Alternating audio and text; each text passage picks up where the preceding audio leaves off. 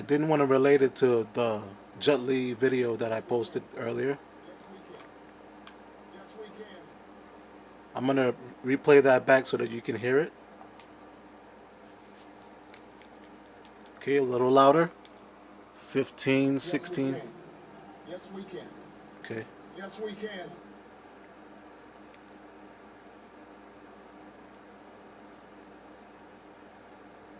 Obama's the Antichrist, guys. He's a piece of shit. I threatened him in 2011. He sent agents to my house, and he didn't like that. Yes, we can. Yes, And we I never can. got arrested. Yes, we can. Yes, we can. You can't touch a chosen one, homie.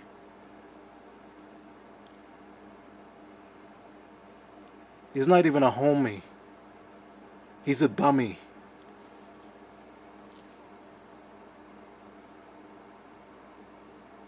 Obama's a bitch. He's a demon. A beast. Satan himself in the flesh. Yes, we can. Yes, we can. Yes, we can. Yes, we can. Listen to this. Thank you, Satan. Thank you, Satan. Thank you, Satan. Did he just say thank you, Thank you, Satan. Satan? Oh my God. This young man right here. I'm going to let him use my special mic. Hey, this is a big guy. Don't go, oh, come on, man. I mean, this is a... All right, what's your name? Scott, Terrence Scott. What do you have to say? I'm saying why people hate you and why they supposed to love you and God is love and That's what I'm talking about. Yeah, come on, hey. That's what I'm talking about. Terrence. I appreciate that. What grade are you in? 4. You're in 4th grade? Well, now, first of all, I did get elected president, so not everybody hates me now. I don't want you to... Not everybody hates you. I got a whole lot of votes. I want to make sure everybody understands. You got a whole lot of votes. You hear that, What is guys? true is if you were watching TV lately, it seems like everybody's just getting mad all the time. I'm gonna give you my 2 cents on this. He's got a lot of votes. All he cares about is his votes. He doesn't care about the people. It's all about politics, how much money you got, especially if you're rich. Give to the rich, take from the poor. And I think that you've got to take it with a grain of salt. Some of it is just what's called politics, where, once one party wins, then the other party kind of gets, it feels like it needs to poke you a little bit to keep you on your toes. And so you shouldn't take it too seriously. And then sometimes, as I said before, people just, I think they're worried about their own lives. A lot of people are losing their jobs right now. A lot of people are losing their health care, or they've lost their homes to foreclosure. And they're feeling frustrated. And when you're president of the United States, you've got to deal with all of that. That's exactly right.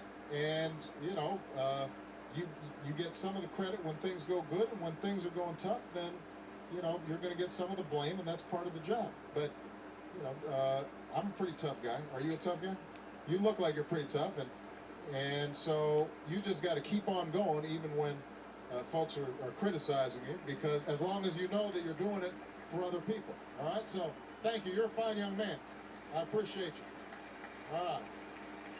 Sends him off his way. Doesn't even give him any money. All right, everybody. I love you. Thank you. Thank you, New Orleans. What I'm about to play is something that you already know. It says it right below the video. Kindergarten gets school absence pardon from president. Keep your children away from these guys, these people, these so-called higher-ups, presidents, elites, police, whoever. They don't care about you. Story behind a little girl who charmed the president, then had to charm her teacher with a note explaining why she didn't show up for kindergarten. It It was the tweet that went out this last week from the White House. The president towering over that little visitor. 5-year-old Alana Puyar, her mother, a wounded warrior still recovering. And her dad couldn't believe what happened. She saw the president. And she jumped into his arms, threw her arms around his neck. He gave her a hug and a kiss, and they were then maybe 50 feet away. I have no idea what they said. And while he doesn't know what they said, he knows what the president wrote to her kindergarten teacher. Please excuse Alana from school. She was with me, the president. And little Alana says before the president gave her that note, he also gave her some advice. Show it to your teacher, but hold on to it afterward. He said, don't give it to your teacher. He said, show it to your teacher. And it turns out other young faces have followed that advice before. That's Tyler Sullivan right there from Minneapolis, Minnesota. The president pulling out his Sharpie. He says, do you want me to write an excuse note? What's your teacher's name? And I say, Mr. Ackerman. Then he writes, Mr. Ackerman, please excuse Tyler. He was with me, Barack Obama, the president. Right there alongside the trophies, it's now been framed. President Obama is not the first to share executive privilege with a little one. George W. Bush helping Nia Borgia, 12 at the time, from Queens, New York. She'd written her own note, her own excuse, writing, I had a scheduled appointment with the president. I'll be missing school. President George W. Bush signing his name, adding, this is true. And tonight, add one more little girl beaming in her blue dress, scoring a rare. That blue dress. Pardon. Now she's headed back to kindergarten with a story. Do you know why I talked about that girl, that little girl with the blue dress? Something about the color, the something about it. Take a look at this. Let me show you something. Behind that curtain. That blue. Mr. Philadelphia was a Marine who had served with the National Security Council. I'll have to play this back again. Sorry, guys. And he brings us this gentleman here. Mr. Philadelphia was a Marine who had served with the National Security Council. So he comes and he brings his 2 little boys, his wife.